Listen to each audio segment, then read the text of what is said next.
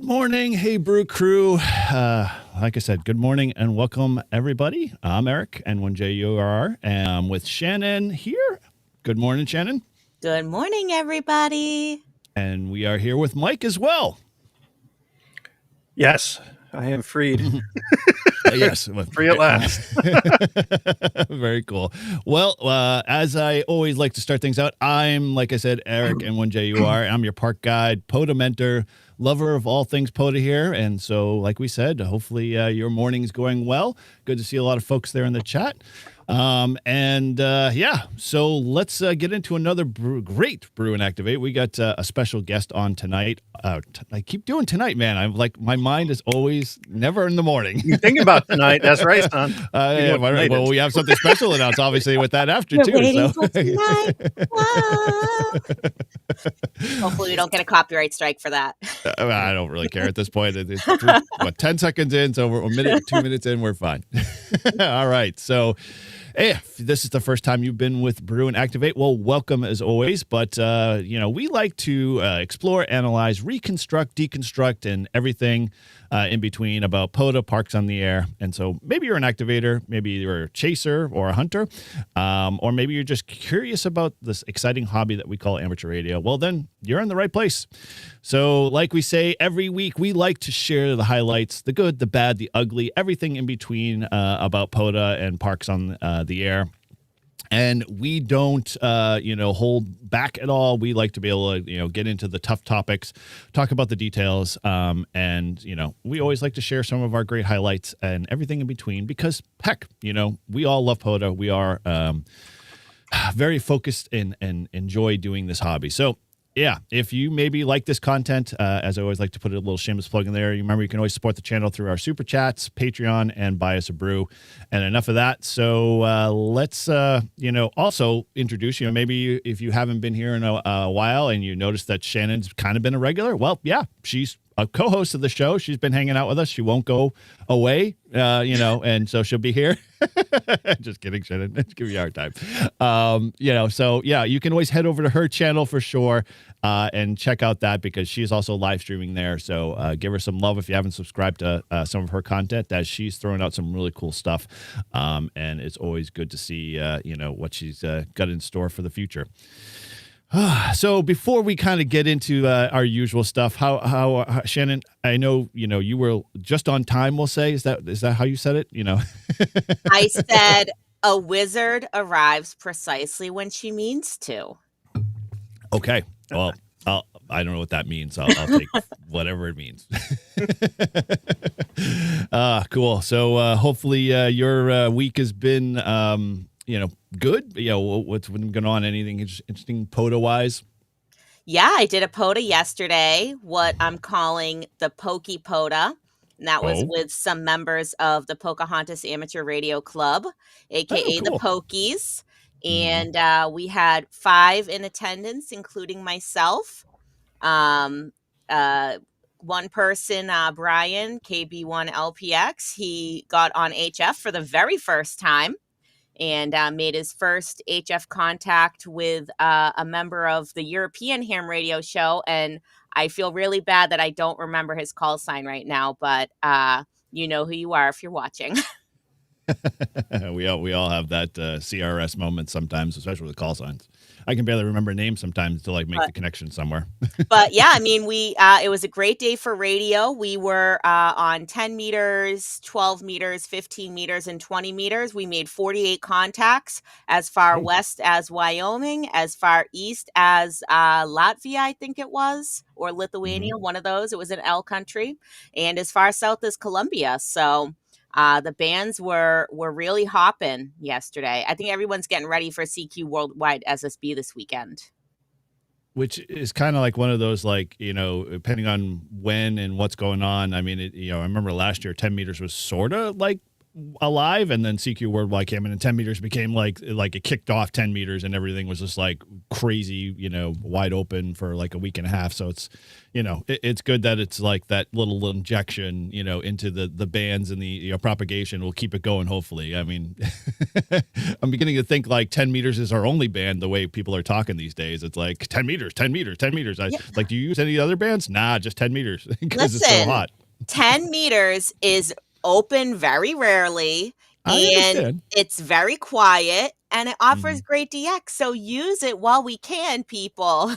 Exactly. Well, I don't disagree with that sound advice, but a lot of folks tend to forget that we have the band sometimes when it's everybody dead. just wants to jump into like 20 meters. Like even yesterday at the POTA, not naming any names, but people were like, can we get on 20 meters? Can we get on 20 meters? And I'm like, but we have all these other bands. What are you, the band police?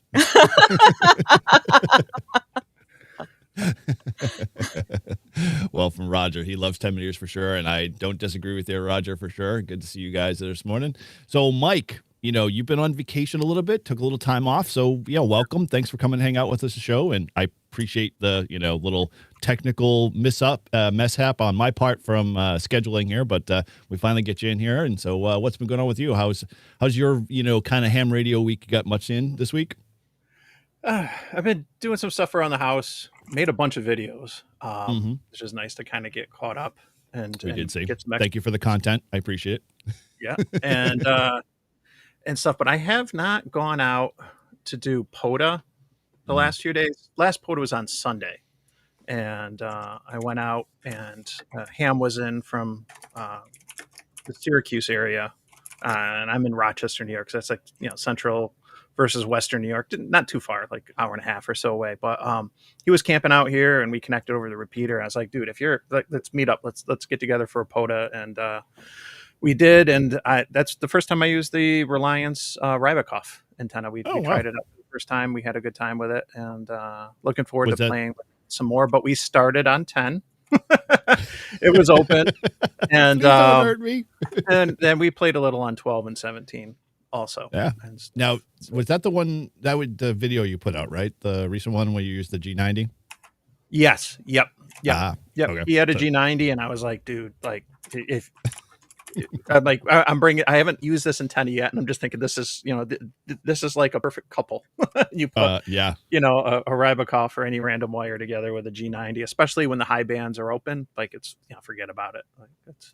Yeah, dude, it was a perfect match, and good to see, and so I've dragged my antenna and POTA bag into my truck, and it's been there for 3 days, and I keep getting swamped with customer issues, so I have not done a POTA, but I had the Rybakov in hand. And so what's your kind of first experiences with it? You love it, hate it? It's still, jury's still out?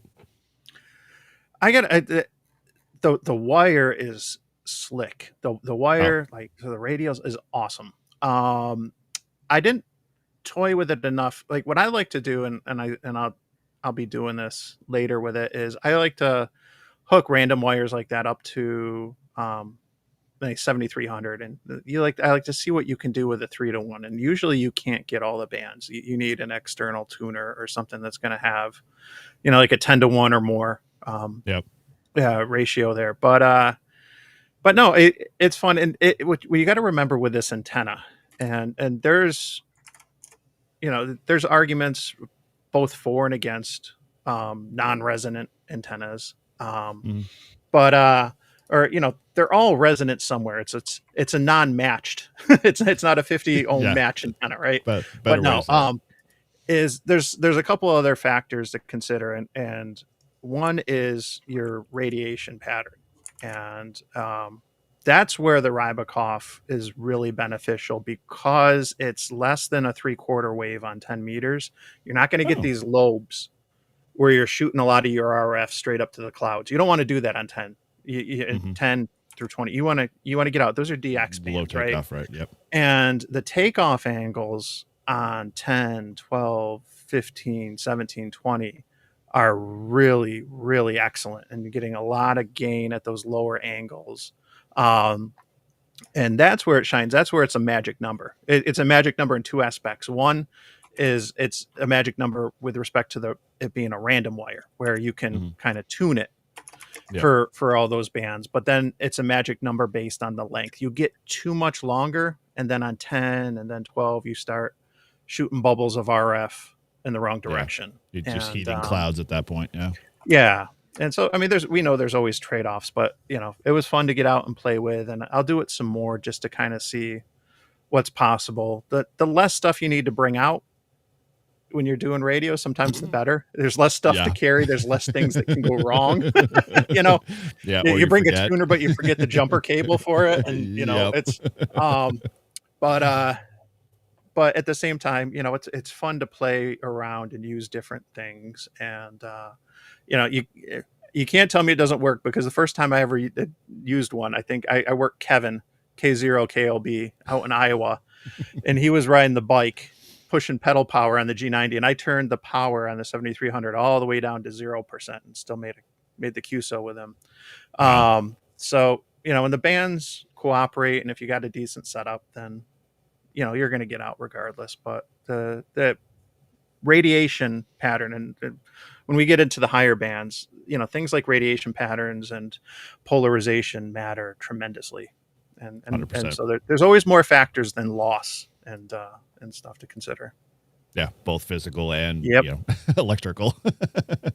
So I have to say it kind of warms my heart, because I'm hoping today, after the end of the show, I've got a quick trip down to the Boston area, and so there's a couple of parks I like to go down there that are quiet, and if the weather cooperates and we're good, then my Rybakov, this will be my first foray, so I'm a Rybakov noob, so this is going to be an interesting experience.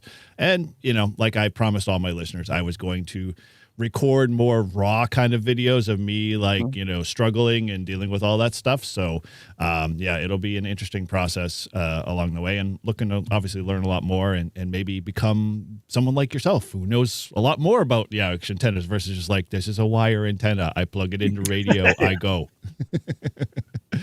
Put a wire in a tree.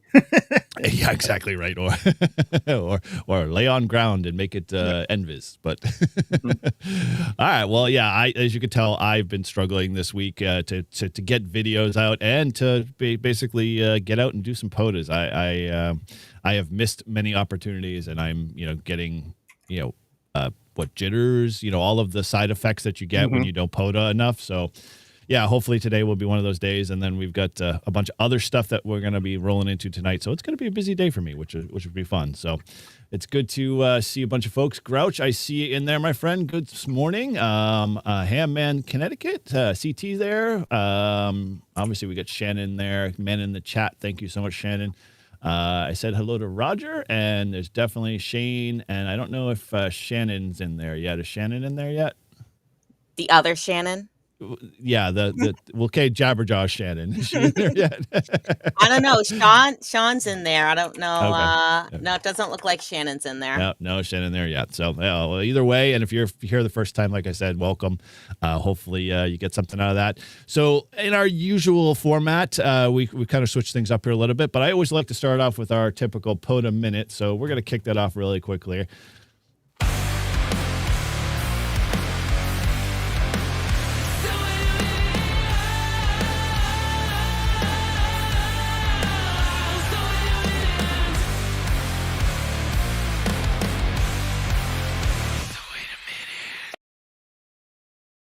All right, well, this is the POTA Minute, so if this is new to you, this is the 1 minute kind of segment where we just kind of talk about some POTA-specific area or topic or something that's kind of popped up that I've either seen on the interwebs or someone's passed in an email or whatever. So if you want to contribute to this segment, you can always head over to our Discord and post something over in the chat there and let us know what's been sticking in your craw, as they say, or maybe you got a question around some specific thing, like maybe you've never heard about a Rybakov and you're interested more about dealing with those kind of details. So we're going to kind of dive into that. And so for this week, I'm going to kind of do a little shameless plug here. We're going to talk really quickly about for those folks, a couple episodes back, we did our kind of, we'll say, bucket list episode of all the things that we wanted to do and POTA before the end of the year. And I threw out there, hey, we'll maintain a list here. We'll get things, going, and maybe we can kind of support each other along the way. And with a resounding, response, I got a bunch of different people all wanted to post their lists here. So again, if you haven't, headed over, if you go over to N1JUR POTA.bucket list here, and I'll put that in the chat real quick. And you can come be a part of it because there's a quick link there. And post your, 5, 6, whatever number of items you have on your list.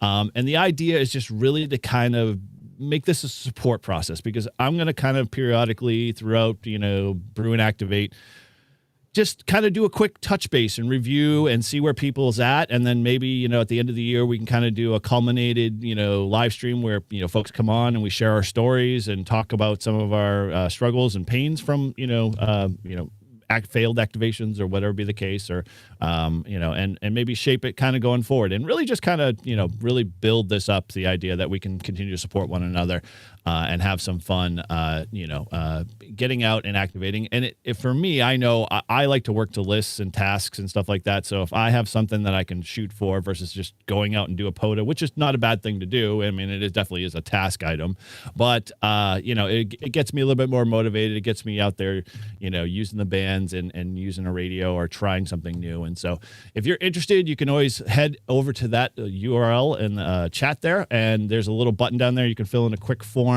and basically post all of your details, and we'll add that to the list, and get you incorporated, and have you guys be part of the fun. So there's the quick POTA minute there. And so if you want to be part of that, please definitely use that link in the chat there, and come join in. So, all right. With that, obviously, as our title alluded, we were going to kind of get into something a little different today. The Support Your Parks weekend has come and gone. We all kind of had a blast with that at different levels.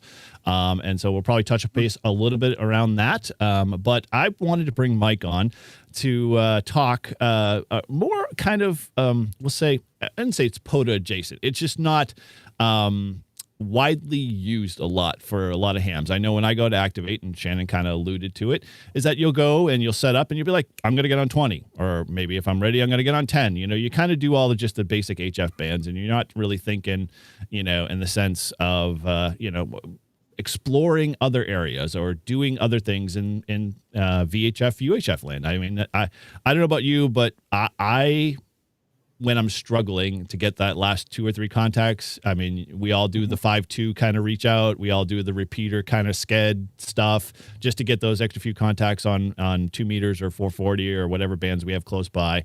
And so I think, I'm hoping Mike can drop some knowledge, because I know he's been doing some awesome stuff with VHF and UHF. And so, we brought him on because, that's what we want to do. We want to encourage you guys. We want to hopefully stretch you guys a little bit to try some new stuff here. So welcome, Mike, and thanks again for, volunteering to come on. Talk No VHF, problem. UHF.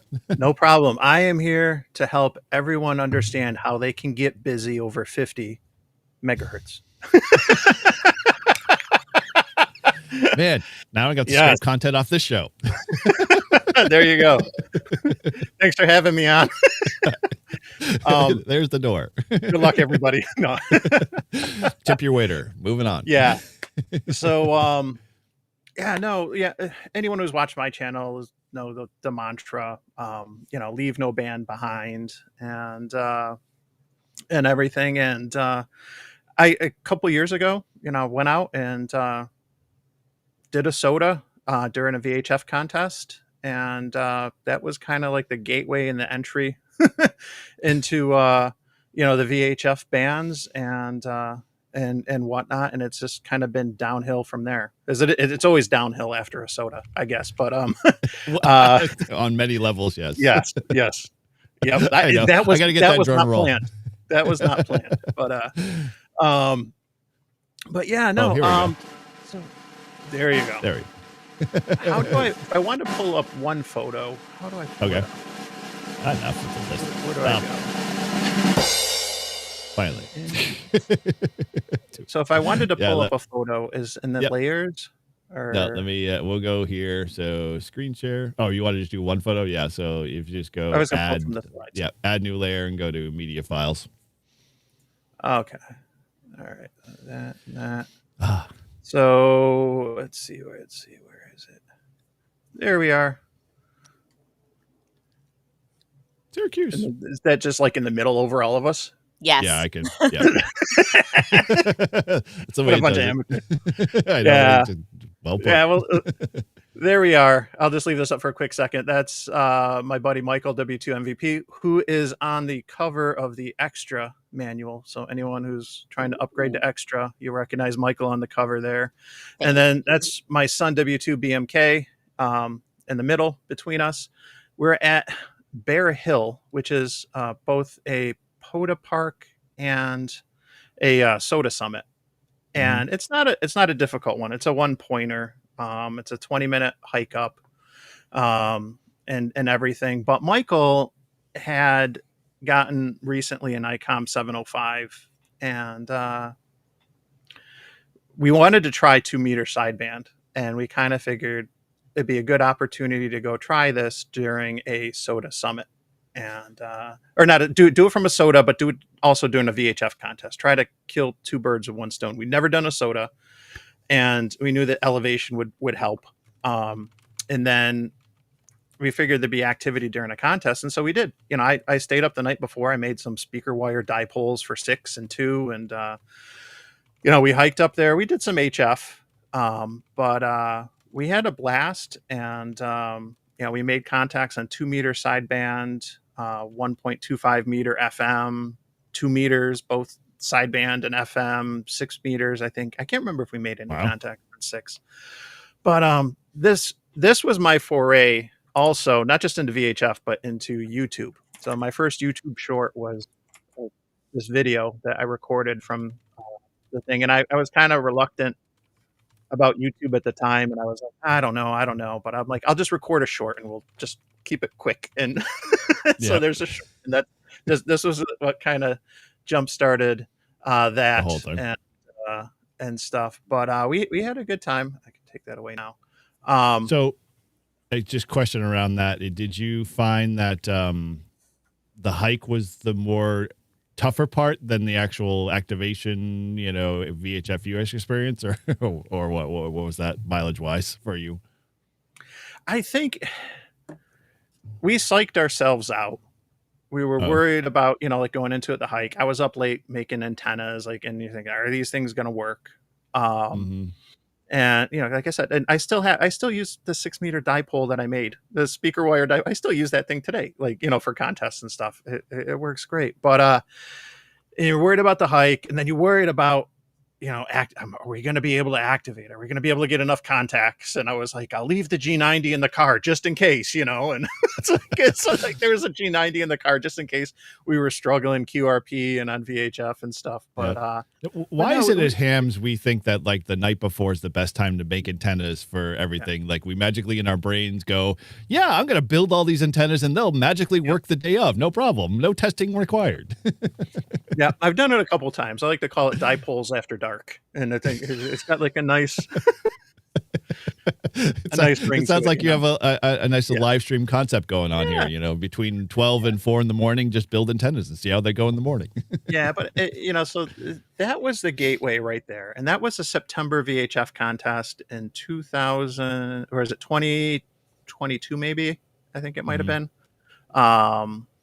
Maybe it was 2021, but yeah, that kind of set it off. There's 3 big VHF contests each year: January, June, and September. And then I ended up launching my channel that winter. And the second video I did, the first video I did was going out to test the ice hut that I was in the little heater and the tuner I had. That I had just gotten for Christmas. I wanted to, you know, test that gear, and I did a video. And then the second video I did on my channel was doing that same soda in January during the VHF contest. And after I did that, I was hooked. I had a blast, both making videos, but also making contacts. And and stuff. And, the rest is kind of history with both the channel and then VHF, UHF. I think it's a lot of fun. And it's definitely, like you were saying in the beginning, it's that there's certainly some lesser used bands out there. It's unfortunate because if we don't use it, we can lose it. It's happened with bands before, and 220 or 1.25 meter bands, a really good example. But there's petitions and considerations now by the FCC in the VHF and UHF spectrum. Actually, mostly UHF and 900 megahertz, and then in the 70 centimeter band, whether it's for PNT services, NextNav or whatever, position, navigation, timing. That's in the 900 megahertz space, which could have impacts for things like Meshtastic, not just the ham users. And then in the 70 centimeters, it's satellites, and it's actually some ham frequencies that they want to get their hands on. So there's, it's happened before, and it can easily happen again. So anything we can do to get more activity on bands, I think is a good thing, and stuff. I like having options. It's a big contest weekend, right? If you don't want to play in the contest, then, there's the work bands, and that's a good thing. It's nice to have options where you can go and play on 17 or 30 or whatnot and not worry about congestion on the bands and getting stepped on, especially if you're QRP. So yeah, it's a good thing. No, so question. So when you finally got bitten by the bug, as they say, do you find that you always try to do that every activation you go out and do, the VHF, UHF bands, or you just kind of just wait for those moments where, there's more activity per se? Yes and no. I don't do it every time. That's the short answer. But I do try to make an effort to call out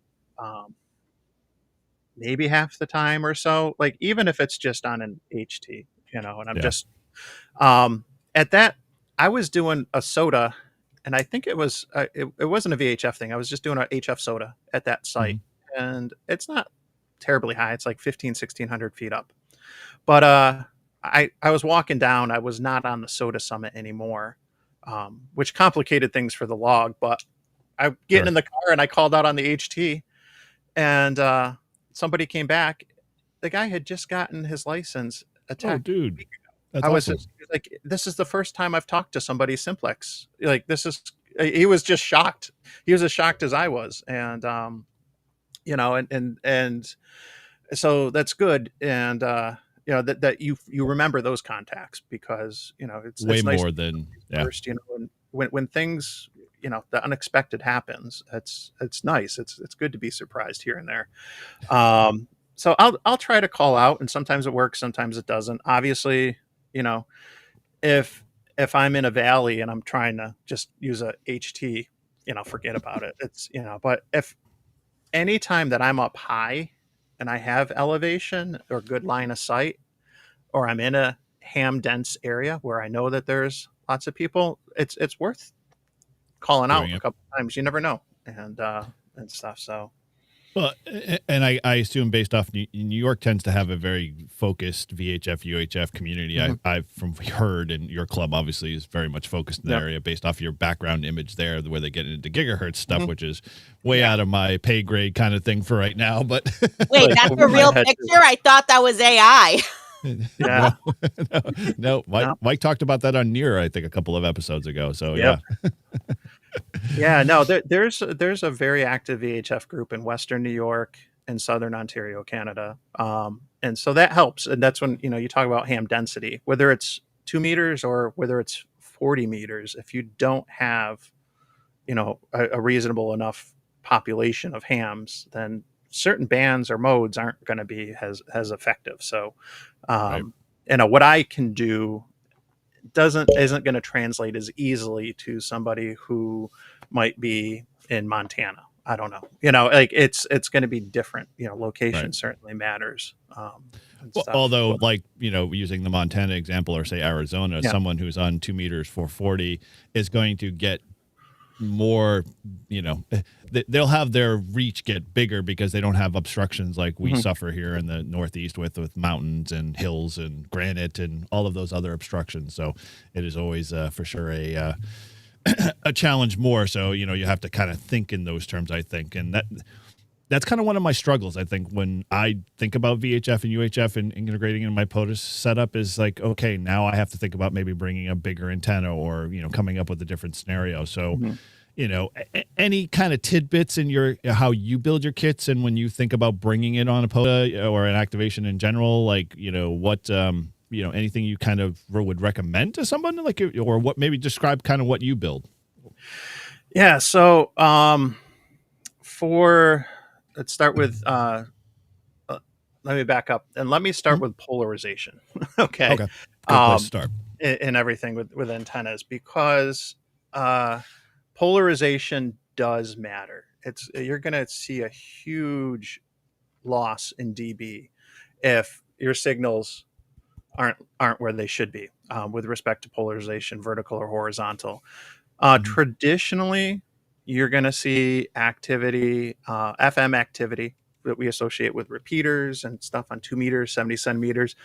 FM, you're typically going to be vertically polarized. Weak signals tend to be horizontal. And it's a lot easier if you think about manufacturing gain horizontally versus vertically.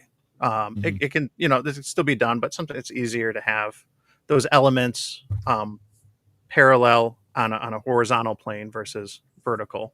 But because a lot of the serious contesters, these guys that are, whether they're doing EME or they're doing the VHF contests and that they're running amps and all kinds of things, they're all running multi-element horizontal antennas. And so I do need to be, even if I'm doing FM, I need to be horizontal if I want to have a better shot to work these guys. And so that's an important consideration, is how people operate. And so I'll tend to want to have options for both vertical and horizontal antennas. And I talked about dipoles, and that's what I started out with on 6 meters and 2 meters. I've graduated to, in the horizontal space, I've got elk antennas for 1.25 meters, but also for 2 meters and 70 centimeters. Those are nice handheld antennas. You'll see a lot of people using them for satellites and stuff. And I do have a 3-element Yagi for 6, which I don't always set up, because if I'm roving, and it's a lot of work to set up that antenna. And the other challenge with the horizontal antennas, especially if they're ones that are going to have gain and be multi-element, is they're going to be directional, which is good because you want all your power, going in, the direction where you're trying to make that contact. But then you gotta worry about rotating things and turning things and stuff. And, so there's always trade-offs. Then I also carry roll-up J-poles. I've got the Edfong, the N9TAX. I've got another one, which is for 1.25 meters. And I'll put the J-poles up on a mast. And I'll usually leave the J-poles connected to HTs. And they'll be listening on 5.2 or 223.5. You're still going to hear FM traffic on contest, lots of it. And honestly, if you get, a J-pole up 15, 20 feet in the air, like you're going to get good reception and stuff and everything. So, usually do that. And then the ICOM 705 I'll use for weak signal stuff, sideband. There's a lot of digital activity, believe it or not, FT8 on 6 meters, 2 meters, things like that. Oh, wow. Okay. It's a lot easier to make contact digitally versus analog modes and stuff. So there's a ton of activity. Some I've done predominantly digital. Others I force myself to be analog. I've done FM only also. I use these as an opportunity to experiment and try things differently. But the 705 being all band, all mode is good, and you get 10 watts out. And if you're putting it into an antenna with some gain, with some elements, then that 10 watts can turn into 15 or 20, and it works just fine. So how does that differ? So if you obviously, if I'm thinking in the sense of my POTA setup, we probably all share the same kind of similarities. We all have a POTA setup that it's kind of like the grab and go thing. It sounds like VHF, UHF, you kind of have to plan a little bit. Like So it's not really just I load out my car. I bring so much stuff. Okay. And I've had like the dipole, the speaker wire dipole busted once, and I had to do like a quick field repair with electrical tape and stuff, and and I had an antenna switch fail once, which was problematic because then I constantly having to switch, antennas manually and whatnot, and I might have forgotten to take the 6-meter Yagi off, and so I made a 70-centimeter sideband contact on a 6-meter Yagi. I realized from the SWR I'm looking is like way over. Like, I'm gonna fry my radio, but I got him in the log. Man, sometimes that is the epitome of ham harder right there, my friend. Yeah, no, so I'll bring a lot out. I don't have an effective setup. If you look on YouTube, the Stealth GTI guy, he's got like this. Oh my his gosh, Rove setup is sick and it's awesome. And I'm like the exact opposite of that. Like I just like have all this, I'm rolling up like Sanford and Son. I got all this junk in my trunk, and it's like, just it's all makeshift. Some of it's speaker wire, some of it's like polished, nice Yagis, and it's just like, it is what it is, Well, and it used to be like the field days for growing up as a ham. Like every hams would literally pull up with a minivan packed to the gills. It's like, this is just 2 days, right? We're not here for a week. Yeah. So. Yep. But a lot of planning goes into that, and with the contest, there's different ways that you can enter, and I talked about I use them as different ways to experiment. Sometimes I do it from a single position. Mm-hmm. And there's a single op portable QRP category I like, and you can do that analog only, or you can do that digital and analog, and then there's FM only categories. I've done that one year where I just operated FM only, and that was neat. That was a really good experience to see, and I got lucky with some tropo, which I can touch on in a little bit, and was getting really amazing 2-meter contacts over Lake Ontario into Canada, well over 100 miles, with just a J pole and a mobile setup. So, I've done that. There's roving categories where you're going to multiple locations. I've done that. The trade-off is like, I don't have the Stealth GTI, so I don't have an effective setup, and I kind of, it's one of those when it's only every 3 or 4 months, like after the contest, I'm like, maybe next time I'll work, and then 3-4 months go by, and it's like, oh shoot, I gotta make plans for this contest now, and you just kick the can down the road. But there's all those different categories, and so it's usually I'm so preoccupied with the kids and work and everything. It's like the week before I figure out, okay, I'm going to be able to go out on this day or both days, and I'm only going to have this much time, so I'm going to have to do it from one location, or I got more time, I can rove and stuff. But it's it is what it is. Like I said, I use them opportunities to learn and have fun, and it's been good. So you obviously, so there's kind of two aspects. Obviously, the parks on the air component and those pieces where there's not so much of a contesting side, I should say, not competitive. There is always competitiveness in POTA, but it's more of a friendly competitiveness.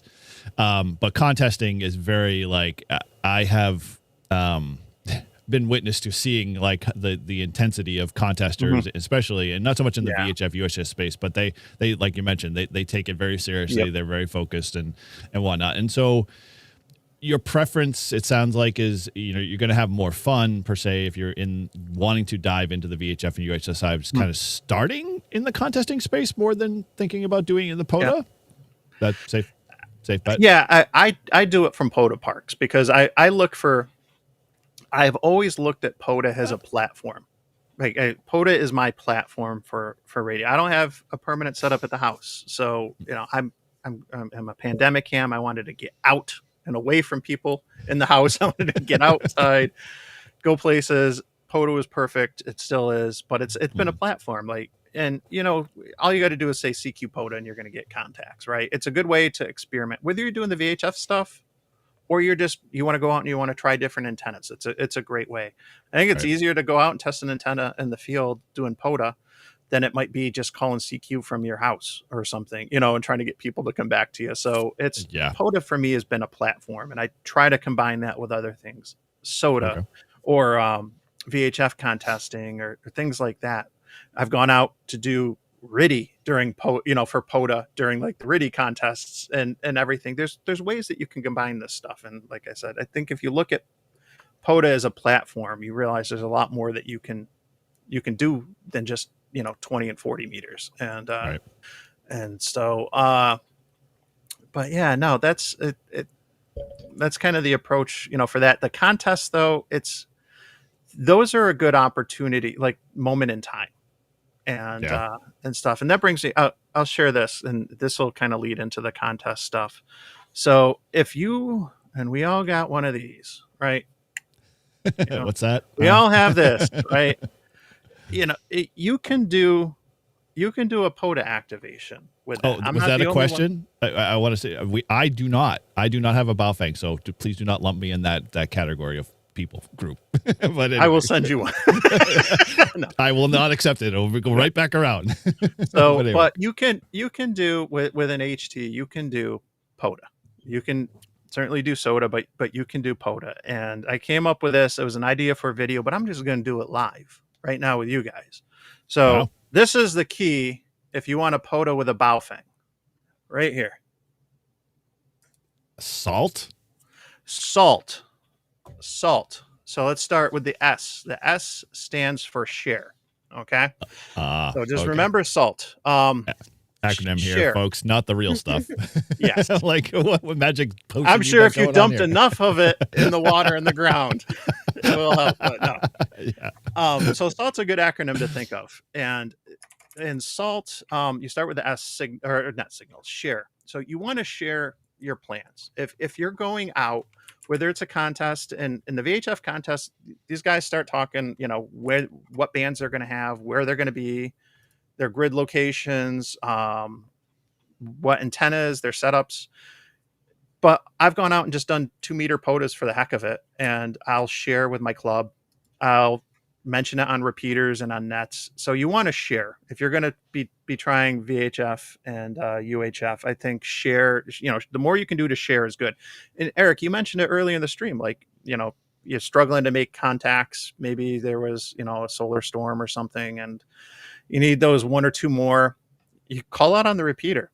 Just say, hey, I do this from time to time. I'll be like, hey, N2MAK, I'm at, Martin Road Park, and I'm packing up from a POTA. If anyone wants to call on 5.2, I'll be listening. And while I'm packing up, I got 5.2 on, and sometimes I'll get a couple contacts. Sometimes I won't. I know it's a bad thing, but if Todd gives me crap about the whole recording my daughter's voice, HF playback. Well, so I don't advise this everywhere, but when I go check on a repeater to try to schedule a sked with 5.2, I'll be like, this is N1JUR, help. Pause for 3 seconds and then say, I'm trying to make contact. So all those people hear is help. And then they're like, oh, I'm going to listen to the radio. That's how I do it. Sorry. That's how I got them. That sounds naughty. You got all the cheat codes, man. I do. Just shortcuts, man. That's all it is. So yeah, don't end with help. Continue on. Give it like a second or two in space. Go on. So the A is antenna. Okay, we talked a little bit about polarization. Polarization matters significantly. So that's one factor. Even though you might be doing 2-meter FM, you're going to have a better shot at working some contesters if you're running horizontal. Now, if you're just doing a POTA, and you just happen to be up high and want to try and make contacts, then, vertical is definitely the way to go. People driving around in mobiles, most mobile antennas I've seen on cars tend to be vertical. You don't see people driving around with a 2-meter dipole or whatever. So, think about polarization, but also think about getting a good antenna. The rubber duck antennas are not going to be ideal. For $25, maybe you can put a signal stick on there. There's MFJ and some others have, the extendable, like half wave or 5/8 wave antennas for 2 meters. The Ed Fong roll up J pole is fantastic. I think that's a nice piece of kit that everyone should have. Should be in every bag. Yep. Sure. Even like for travel and stuff like that, it's a really good antenna and stuff. So, the antenna, that's definitely key. And now L is location. Now we all heard, and it kind of rings true in the VHF space, is height is might. If you can get up high, that's going to work to your advantage. A couple POTA parks near me have elevation as the one I showed that's around 1,600 feet. There's another one I can go and be 2,000 feet up. Those are the ones I try to go to during contests. But if you want to have better luck, height is going to work for you. The other consideration, which we don't talk about, but you can see it on the screen in back of us, all that green stuff. That's bad. That's very bad, because when you get to UHF 70 centimeters or above, and I struggle, and I haven't been drinking, but I'll try to say foliage. Foliage. The foliage foils your plans. Yes. Oh no, we were good grammar Nazi. There's a line. Yeah. So the leaves, the trees, these are all very bad when you get to, and you're playing on 440, or even if you get up to 900 megahertz and above, it really can do some damage. So you want to have a clear line of sight when possible. That's not always possible. But when I was doing, what was it, in the June VHF contest, I was in the same spot with the same radio, the same antenna, and it was on 900 megahertz and then 1.2 gigahertz. The contacts I made, no problem. In January, I struggled to get it done on 900, and I couldn't get it done on 1.2 gigahertz. Same location, same antenna, same person trying to, and I was frustrated. And then I realized, I'm like, geez, this is it. This is the difference between January and June. It's the trees, it's the leaves, and at those frequencies. And then on 1.2 gigs, I'm only pushing out 1 watt, and then it's getting 15 dB gain, so that's turning into like 15 watts or so. But if you got too many trees, then forget about it. You're toast. Yep. So that's location, height, leaves. I won't even try to say the F word. That's another consideration. And then the last thing is, I tell people, is timing. T is for time. Think about the time of the year, which that factors in somewhat with the location and the leaves. But there's contests. There is a 902 gigahertz or 902 megahertz and up contest tomorrow. I think it starts in the morning, and it's a sprint. It's only for a few hours, so I know there'll be people locally on 900 megahertz and up. My son's got a soccer scrimmage, and then we go into a football game. Like, I'm not going to get to play in, and it's one of the smaller ones. But there'll be activity, and that's when I say time. Focus on like the time of the year when there's big contests or even smaller activity days, things like that. But also, when I've gone out to do 2-meter POTAs outside of the contests, I've generally looked at times like around 5:30 to 7 or so. When people are outside of after work, they're on their drives home, when they're going to be around. If it's going to be a weekday, like I'm going to have better luck during rush hour trying to get people on 2 meters than I'm going to be if I'm calling out at 2 p.m. It just, so you think about the time of day, the time of the week, the time of, the year and everything. And, that's an important consideration. It's going to make a difference if people are there or not to come back to you. I'm not going to answer. Just jump in, Shannon. I know, but I don't want to Well, interrupt. I know your cues. Just go ahead. I know Mike will finish up.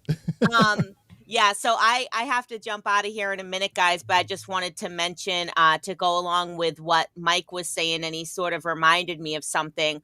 There has been this like I don't want to say contest, but maybe it's a contest or event. It seems like it happens every winter. It's called Winter Heat. I don't know if you guys have heard about it. Yep. Right.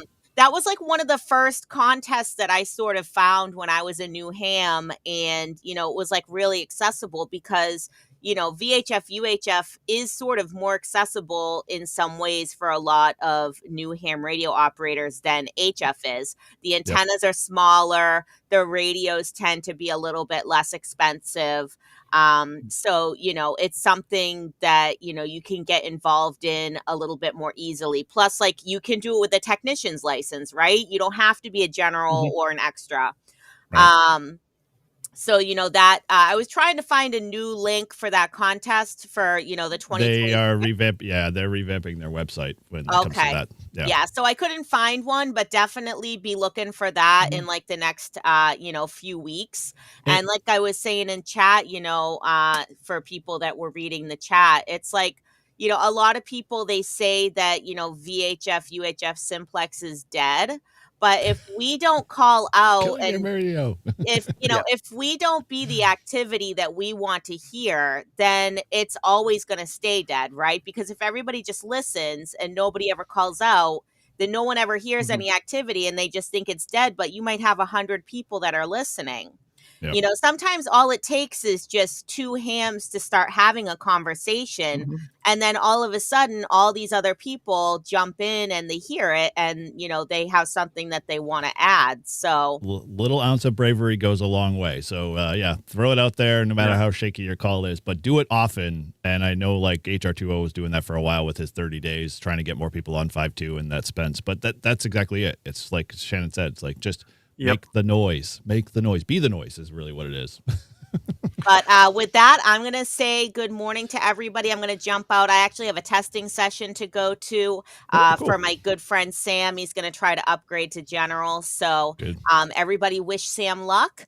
And awesome. I'll look forward to seeing all you guys next Friday, okay? It's cool. Well, good seeing you, Shannon, and good luck with the VE stuff. And don't be too hard on him. All right. Bye, guys. 7-3. Yeah. 7-3. 7-3. Yeah. I'm going to share a photo. So Sweet. There you go. And I was talking about the Elks before. This is the elk antenna for 1.25 meters. It's hooked up to an Alinco monoband HT that just does 220. And it's funny. So I got this, and obviously it was in the winter. I got it just before a January VHF contest. Yeah. And so I'll take this off the screen there. And funny story on this, that night, and there's a video on my channel. Like I couldn't resist recording, like the 2 minutes. But my buddy had just picked up a one of the inexpensive, I don't know, it was like one of the TYT 1.25 meter radios off Amazon for like $150 or something. They make these like 50 watt ish mono bands for 2 meters, 70 centimeters, also 1.25. He wanted to test it out, and he got a J-pole from KB9 VBR. So I'm like, oh, good. And I got my new antenna. Let's test all this stuff out. So we're doing a simplex contact on 223.5. And so we can test out our gear, see how it's working. And then somebody else jumped in. Somebody else was listening and monitoring on 1.25 meters and jumped in, and we had like a 3-way simplex chat on 223.5 FM. And I'm just thinking, like, this is like, what are the odds? Now, the guy Stu that jumped in, I know he likes 220 and stuff, and we've talked about, we joke like this is the first official Rock City 220 simplex net. We've talked about making one or something.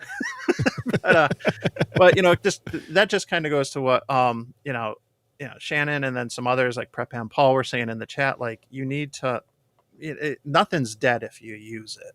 Yeah. If you have people, and it takes two people. Someone's got to be listening. Someone's got to be trying. Like, you don't know what's going to happen unless you give it a shot.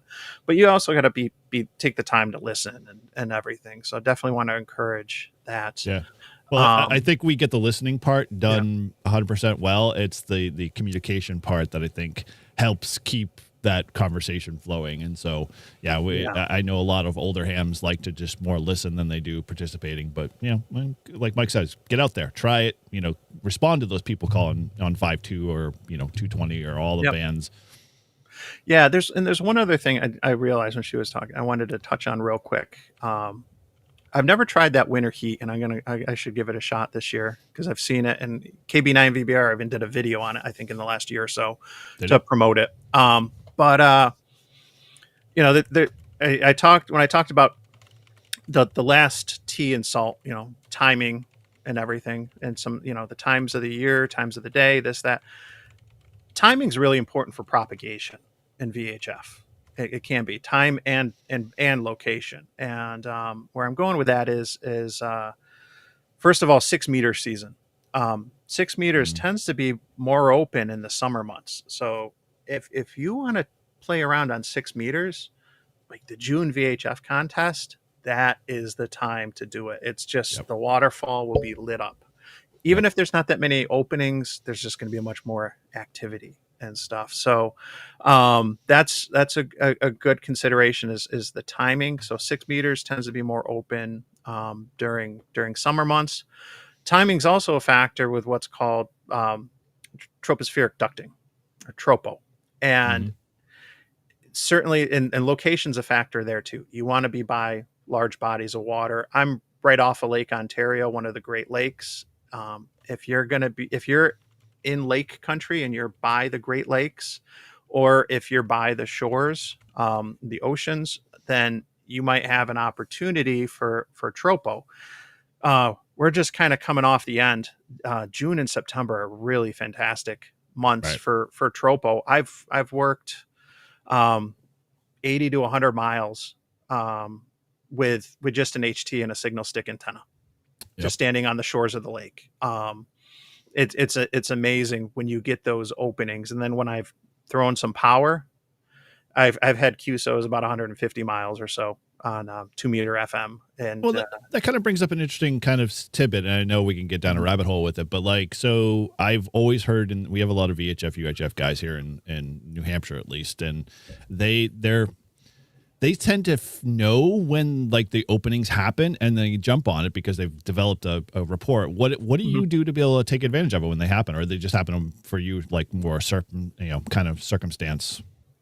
I'm just with me, like when I go out to the park, regardless if it's HF or VHF or whatever, I'm going when I have the time. Maybe practice gets canceled for the kids one day, or I was like, I got an hour, I'm going out, and just going to play and just roll with it. There's a little bit more planning with the contests and stuff, but I don't really check a whole lot when I'm up and we go on vacation. My in-laws have a cottage on Lake Ontario up near the Thousand Islands. And when I first discovered tropo, when it first happened, I was up there and I'm like, my first thought was, I'm going to see if I can hit the repeaters back home. And it would have been about 80, 90 miles as the crow flies, just a long ways for an HT. And I had no problem getting in. I was like, oh my gosh. And then I tried another one, and it was, 100 miles and full quieting, no problem. Wow. What happened moments before I went out onto the shore with that HT was my in-laws asked me to reprogram their TV. And so I go in and I'm doing, this is, we got the antenna. This is not cable or satellite or whatever, just doing the channel scan. And I see some Rochester stations come in, and I'm like, what are these coming in for? And I'm thinking, wait, I think TV uses UHF frequencies. I'm like, does this mean that I can? And I just grabbed the radio, ran outside. I was like, holy, gotta do it. But then there's other times where it doesn't work. and it's just you push that PTT and it's crickets, nothing. No kerchunk, no nothing. So it's out there. I jokingly use the TV as a beacon. I can just turn the TV on and see what channels are coming in, and I'm like, oh, the band's open. Okay. Some people do the news. Some people, yeah. But I don't check that. There's some websites you can go to, and like I'll check ones for HF on occasion to see how bad things might be or not. But ultimately, I go out when I can. But there's a site, I'd have to Google it and stuff, but it'll come up if you look for the Tropo the Tropo map. You can kind of see where some of the openings are and see some of the predictions, going forward. Yeah, I'll post a link in there. I was actually just looking at it and I closed the browser tab accidentally. Hepburn maps or something, I think they're called. Yeah, it actually kind of does a nice, colored pattern, so you can kind of see shifts and see how far they go down per frequency range and stuff. It's nice, but I never remember to go to that map myself either, and so like I'll hear always after the fact, and I'll be like, okay, I really missed that opportunity. So yeah, it's a bummer, but yeah, it's a good tip. I mean, if you still have not here. I mean, most of my TVs are pretty LED, are all hooked up to cable or streaming. So, being able to use the old rabbit ears is not a thing in this house. But if you still got it like Mike has, then, take advantage of it. It might be a possibility to leverage it. So interesting. All right. So we kind of definitely touch on a lot. So hopefully a lot of people's heads aren't spinning, but you got some information out of all of this and, maybe it will inspire you to kind of start. But in terms of one thing that I wanted to touch on, and we'll call it, I had no other better way to describe it, but this is kind of like the dark side, because we all experience this, and this is like that crossover from getting into HF to then becoming full blown contester. We all know the contesters have major stuff. You obviously amassed some of your tools based off of just learning and trying stuff. Is there is your next goal to get to that level, or you're going to kind of try to keep it as simple as possible for more of your portable approach from your standpoint? And if you do, are you going to expand upon that? Like, are you going to try to get more power? Are you going to try to get into, bigger radios, that type of stuff? Or I've realized, and I mentioned before, I've done all these different categories. I've roved, I've done anywhere from 2 to 4 different parks during VHF contests. I've done FM only, where I've thrown everything I can, 50 to 100 watts out there. I've done the single op portable, where I'm just one location, 10 watts or less. And I've come to realize what I like the best is the single op portable. Yep. I'm looking forward to January and going back up on the summit with the ice hut, and like that to me was fun.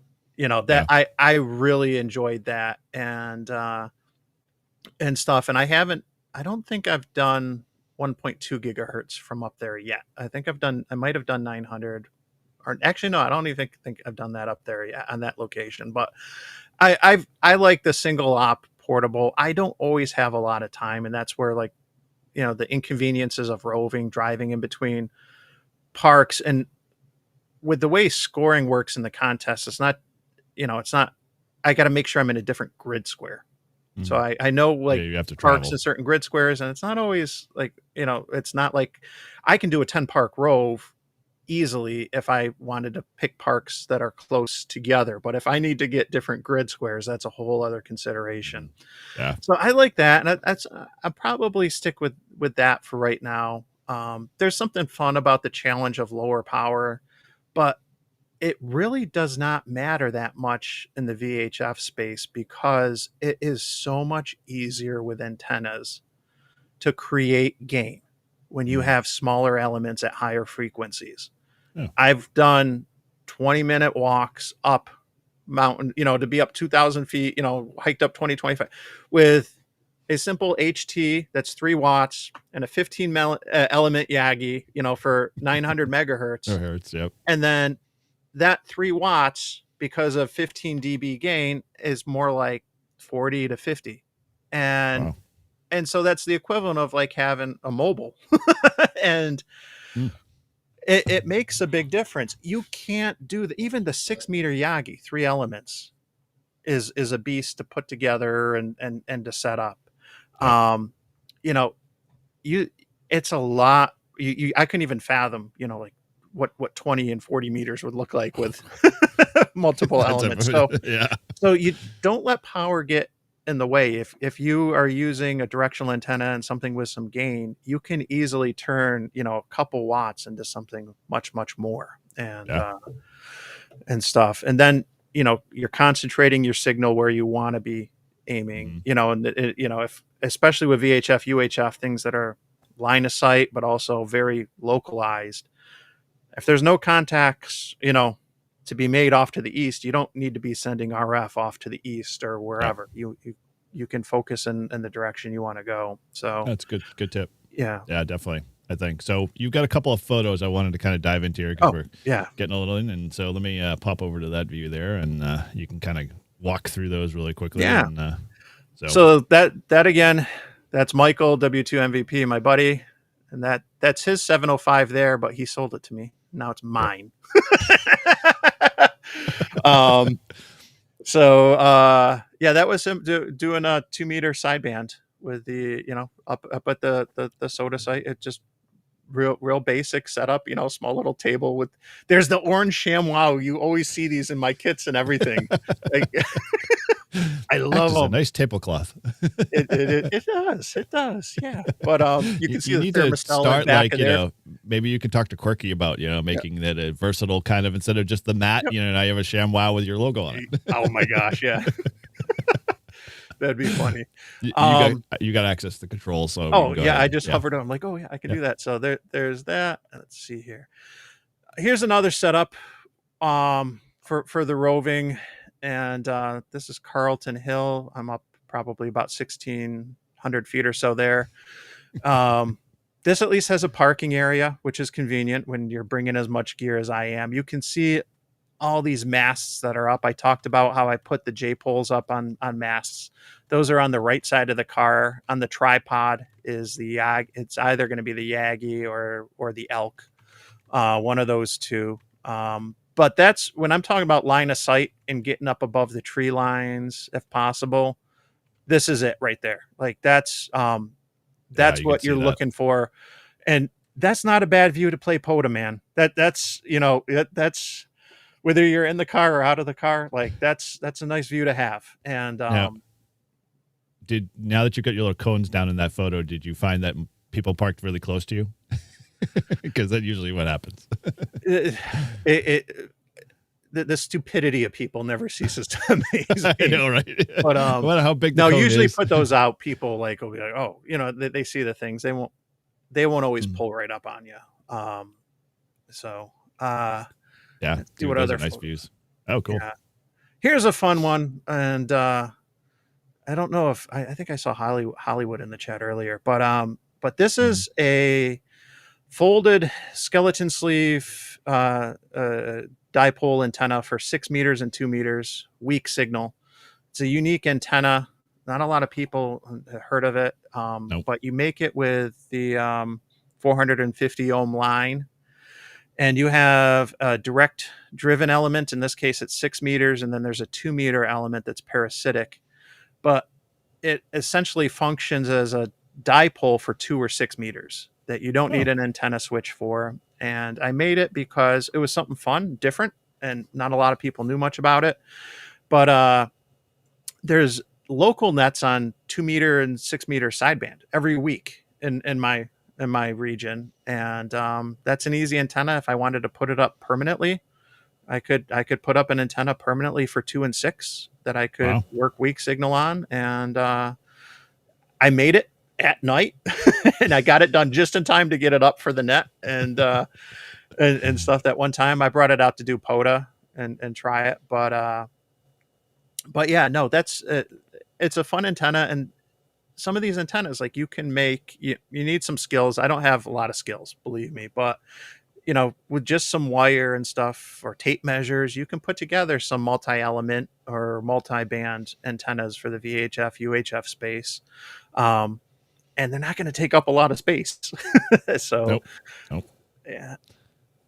And there we are, my son and I, during the contest when we roved back in June. And so he's holding, I think it's 14 or 15 element Yagi for 900 megahertz. And I got a 14 or 15 loop element. It's a loop Yagi for 1.2 gigahertz. And we are up 2,000 feet, which fantastic view. You're looking over the Finger Lakes. And the challenge, though, is this lookout, which is on in the park, gives you this view, but you only have this narrow gap in the foliage. Yeah.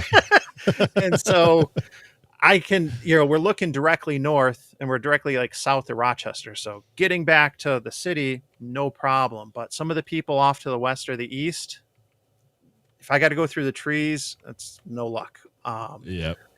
But we had fun doing that one. And there's just another look at a setup where you can see. How is it you get so lucky when you go to these parks that there's nobody in them ever? That's the T. That's the timing, son. No, Roger, yeah, Roger. it's no. I'm trying to look and guess if I can't remember if this was a fall or this might have been a September one. Yeah, it looks close. I think this might have been a September contest. Yeah, because I was VHF only or FM only in this contest. It just is what it is. If there's a lot of people there, I'm not going to go. Right. Okay. And I'll pick another location. But you see, this I operated FM only, so I had the Ed Fong on the higher up mast for 2 and 70. The other mast I have 1.25 meter J pole, and then I just put a quarter wave vertical on a mag mount for 6. And so that's how I worked those 4 bands for that contest. And so with that setup, are you running like an antenna switch per se in the car, or are you just basically swapping cables every time? No. So for this, I had the 1.25 meters going into an HT. So 3 separate radios. The 6 meters was on the 7300, and then there was a dual band mobile for 2 and 70. So I didn't need an antenna switch. I'd have to skip to, let's see if I can find the photo from the back.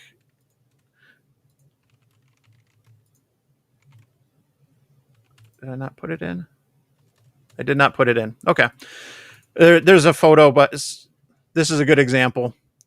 What you get is you see all those radios there.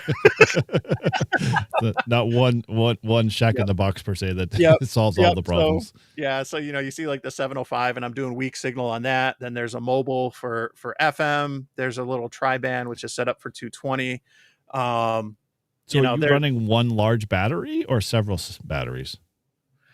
I have a battery box that's got a 20 amp hour in there. And so if I'm running multiple radios like this, I'll plug them all both into that. So, okay. So that works. Let's see here. I'll go back. We talked on that one. Yep. That was Tropo. That's a photo from one of the first Tropo contacts right there on the lake, the water in the background, just a Yaesu HT and a signal stick. It's signal stick for a win. Nice. But when the bands are open, and you can get out there. You can get an idea of how high up we are from that soda, but I like that location in the winter because you can see the green stuff in back of us, and that starts to disappear, the leaves in the winter. So it's a much better location in the winter, in my opinion. And there it is in the winter. So there's the ice hut, and you can kind of see how things have died off up there, but was that the one where you lugged the 7300, not the 73, the 710 up with you, or no? That's the location I've gone to. Yeah. Oh, okay. Yep. All right. Got it. Yep. Let's look from there. And then you can see the ice hut. You can see the ice sled on the ground, which I use to carry all the gear up. There's a speaker wire dipole for 6 meters in back of me. there Wow. and work, you work the world. It's crazy. Awesome. But yeah, it's fun being up there in the winter, I think, and just being out there alone and just playing on the radio, especially some of the lesser used bands.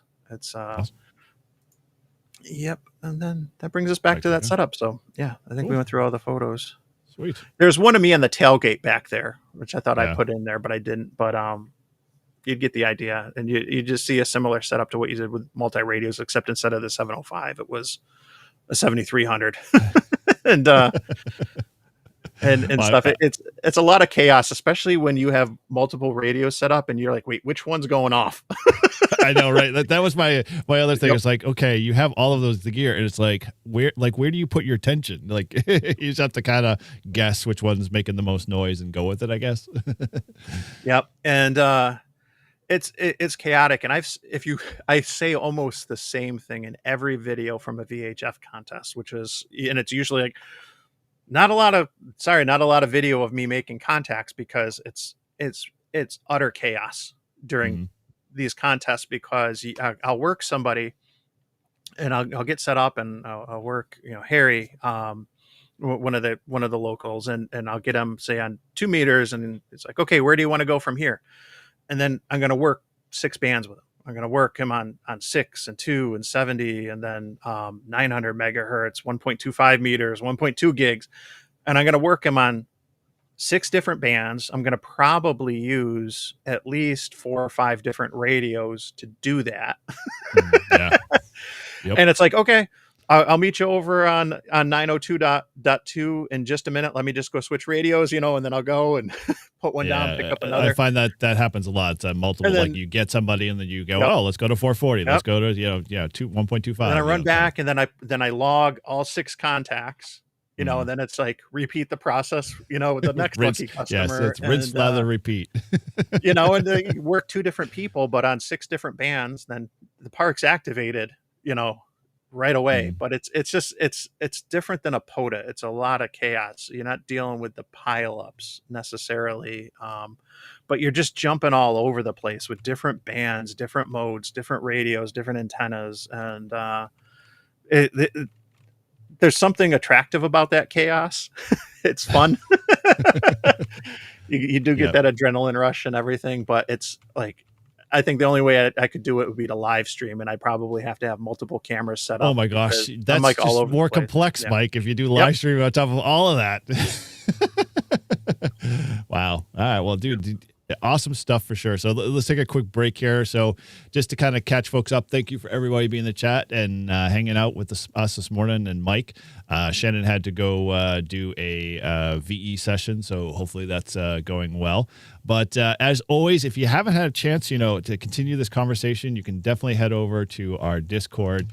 There is the N1JUR Brew and Activate chat there. So we always love to talk about POTA. We always love to have additional conversations, and just it's perfect to kind of lead further in there.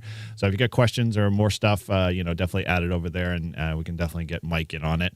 And then, like I mentioned earlier, real quick, in the very beginning of the show, again, hey, come join in and participate with the POTA bucket list. Go check out the POTA Minute at the beginning on replay. Learn a little bit more about that, and love to have you guys submit and be part of that. And let's make this into a small little kind of grassroots community thing. So it'd be kind of cool. So and lastly, hey, if you're always enjoying this show so far, I know I am. I'm learning a lot, and it's got me peaked there, Mike. So thanks again for spending my money. Yeah.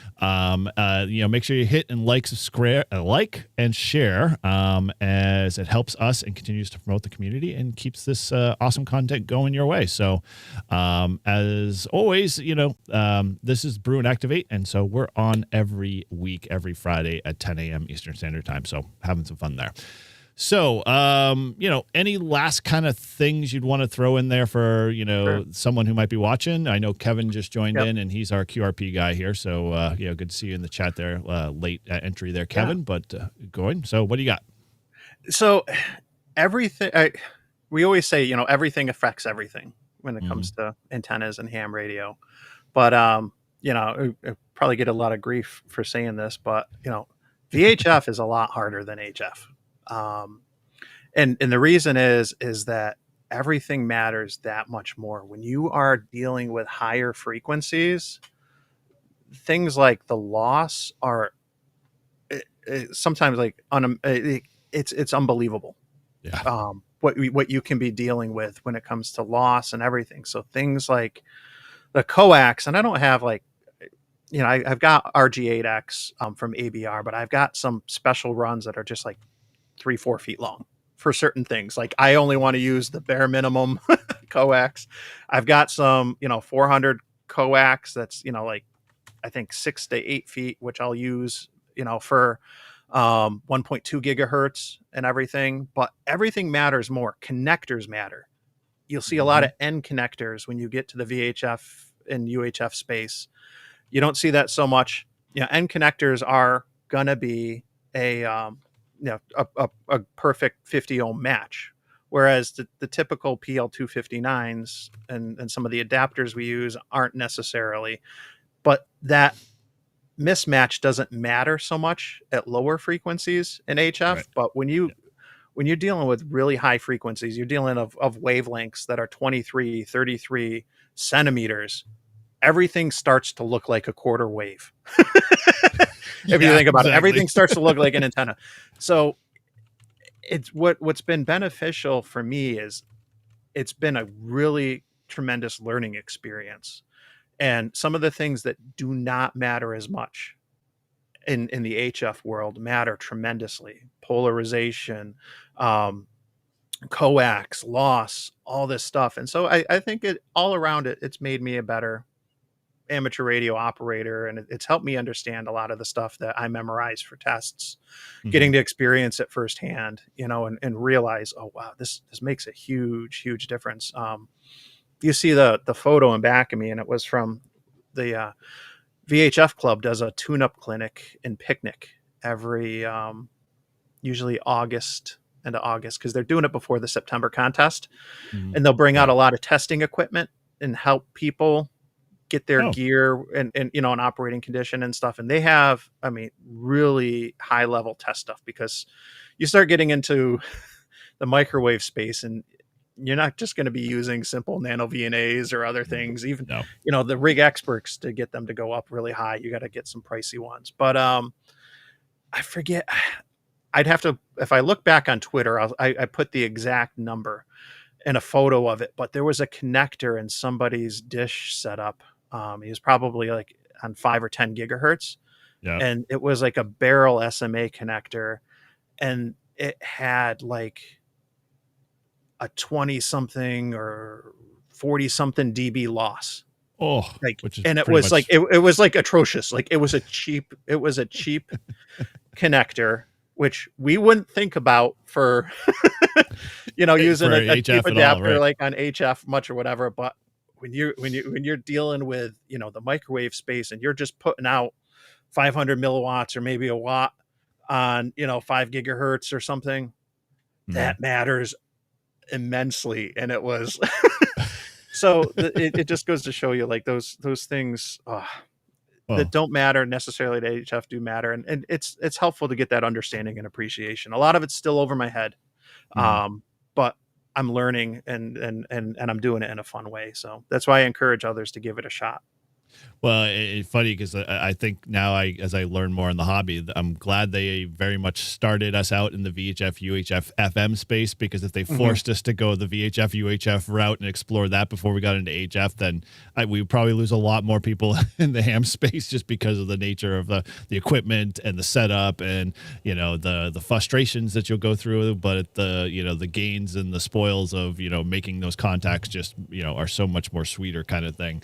As you were alluding to earlier. So, HF kind of paves the way to get into VHF. Yeah. So cool. All right. Well, we've got a couple of things we're going to do to wrap up the show. And so, Mike, I wanted to kind of give you just the floor here. You've got a live stream going on today. So you want to give folks a little bit of an update here? Yeah. Yeah, and I'll talk. I'll drop a link later. I got it. I can't do two things at once. Nope, I got the link. I'm a male. I suck at multitasking. There's the link to the his stream tonight. So good. All right. Yeah. So it's been a while. I've never done a giveaway. I know that as YouTubers, we reach these milestones. We get the 1,000 subscribers, 2,000, and this and that. And I was kind of, I realized like, oh, geez, I've never done one of these giveaways to celebrate any of those major milestones or anything. And I kind of was like, I got to do something. And doing some reviews and some stuff with Radiodity and Quirky QRP and Reliance and all these others. I'm like, I got some stuff to give away, too. Like I'd like to ham it forward. So I'll be doing the giveaway 7 p.m. Eastern time tonight, 2300 UTC. Planning to go 7 to 9. So 2 hours. Got lots of really good prizes I'm giving away. And I did a poll. And the winner was the Quirky QRP Mammoth mat. That's going to be the first giveaway. So I got one of the big hot yoga mats. So that's gonna be the first thing. I've got a Reliance antennas, 56 to 1, 40 meter end-fed half wave, full kit, wire winder, transformer. That's going to be one. I've got the Radiodity HF9, which is a multi-band vertical for 6 through 60, which is unique. And you can actually do it on 2 meters too. You just shorten the width. But yeah, no, you can. So you can actually do 10 bands technically on it instead of 9. But I have that complete kit, includes the coax adapters and everything. Going to give that away. And then lastly, I've got one of the Salty Walt's portable antenna sketchbook that I had Walt sign at Hamvention. So I got a signed copy of the book for somebody. So some really good prizes. Maybe I'll dig up some stuff when I'm cleaning the house today and have a little bit more. Who knows? We shall see. But I think I got some good prizes. I know, like, some of those things are, outside of the book, those antennas and some 50 to a couple $100 for some of those things. So it's some good stuff, and it's all stuff that I've used and swear by and whatnot. So yeah, looking forward to that, and just a great way to kind of give back to the channel. I appreciate everyone's support. I'm shocked that, the channel's grown like it has, and it means a lot. I'm having fun, and it's just, like I said, it's a way to I want to give back to those that help make it successful. So. And those that may not know and didn't catch Mike's update, he is now doing channel memberships. So head on over there. Yeah. He's cuddled up to the YouTuber membership community, and he wants to obviously give that out to the folks so that want to help support him. So head on over there and definitely do that. I will definitely be doing that tonight. And I'm sure, we're going to have a blast, dude. That's a pretty extensive prize list there. I can't even say the word price. It's like foliage, Mike, right? Yep. Yeah. Yep. And I'm going to do another one. Like, and you'll see, I called it spurious commissions. Like, yes, exactly. You got to have fun with this stuff, right? And can't laugh at yourself. And whatnot. But I'm going to do another spurious commission sometime this winter, because I got some radios that I'll include in that one. I have a tri-band HT. I've got I'll throw in a pair of GMRS ones. I might have some more stuff. So this one might be more antenna focused. The next one might be more radio focused. But I'll definitely do another one around the holiday season too. So looking forward to it. Yeah. Me too as well. So I'll definitely be there. So you get to see this ugly mug twice in a day. So good deal. And a bunch of other great folks that'll be on there, ham tubers alike, and while having some fun. So I'll make sure the beer fridge is stocked well on this end, and we'll be good to go. So awesome. All right. Well, just as a quick wrap up there, Mike, how can folks reach out to you? How can they get to know more about you? I always say, like, if you're looking on the social medias, you can find me if you can spell my last name. Yeah, I know, right? Usually at Kenner. Yeah, but just, the YouTube channel is Mike N2MAK, and I'm sure if you search that on the socials, you'll find it, and you'll find the right one, because Facebook got rid of that. Yeah, sweet. Finally, it took them like a week, but that scammer, that's good news. So you will have the real Mike Kenner Connect there. No more of this imposters. but mostly YouTube, on Twitter, on X, whatever you call it these days. That's where I post a lot of ham radio stuff. The if you find me on the Instagram and the Facebook, you'll see ham stuff occasionally, but more family stuff there. So awesome. All right. I have a life, not a great one, but I have a life.